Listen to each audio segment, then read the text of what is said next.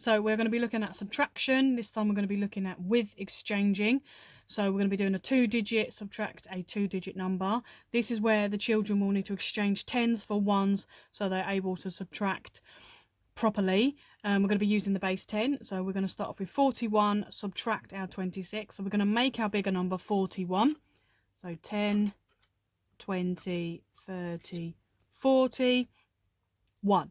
And now we've got to take away 26. Always encourage the children, they always need to start with the ones first and not the tens in case they need to exchange. So I've got to do 1, take away 6. Because 1 is bigger than 6, we're not able to take it away. So that is when we need to exchange one of our tens rods for tens 1. So I'm going to take that away and I'm going to count out 10 rods. 1, 2, 3, 4, 5, 6, 7, 8, 9, 10.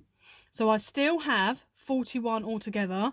I just now have a 10 here and not here. So we can now take away the 6 from our ones column because we now have 11 in there. So 1, 2, 3, 4, 5, 6. And we know that this is now our ones answer of 5. We're now going to go to our tens and we now need to take away 2 tens. 10, 20, and we are left with 1 10.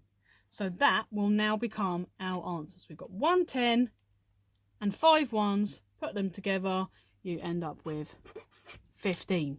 You will need to make sure that the children are very secure in this concrete method before you move them on to the pictorial method, in case they don't understand it and you don't want misconceptions when it then comes on to get into the abstract method.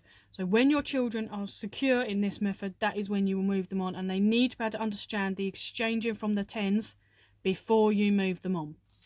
Now I'm going to show you the pictorial method so you'll know how to model it to your children. Again, we're going to use base 10 and we're still going to look at the calculation. 41, subtract 26.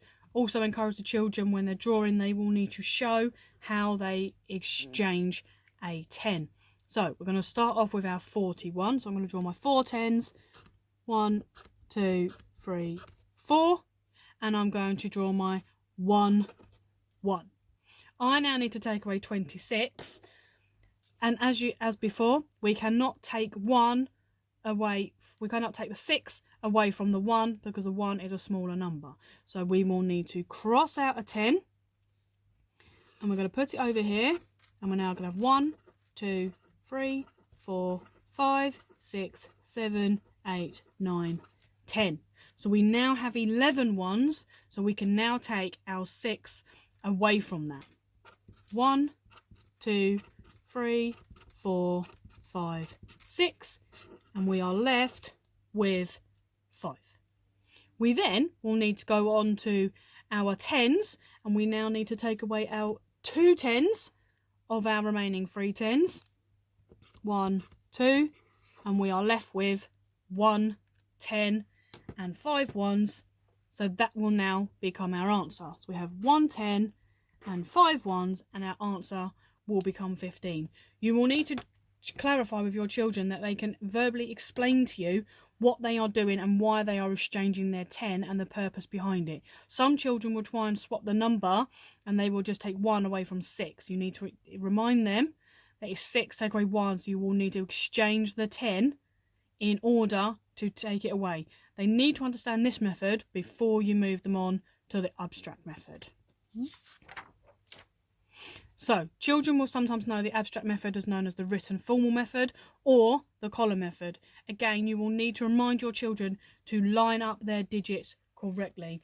I would encourage the children to write tens and ones so they can write their numbers in the correct column. So we're going to start with 41, 4 tens, 1 1. And we're going to take away, encourage the children to put that symbol in so they know what method they are using.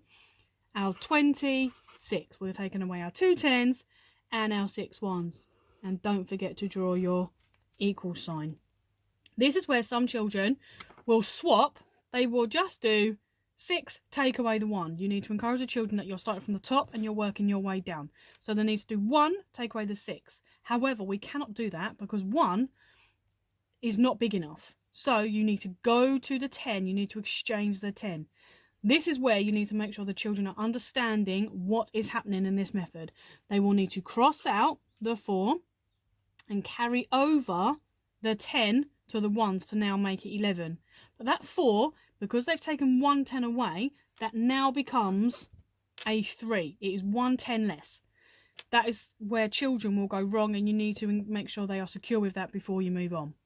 You can now take away your answers, so you can now do the 11, take away the 6. Most children will count back, or they will just know it naturally in their heads. So 11, 10, 9, 8, 7, 6, 5. So we know that 5 is our answer, and then 3, take away the 2, we get 1. So your answer will be 15.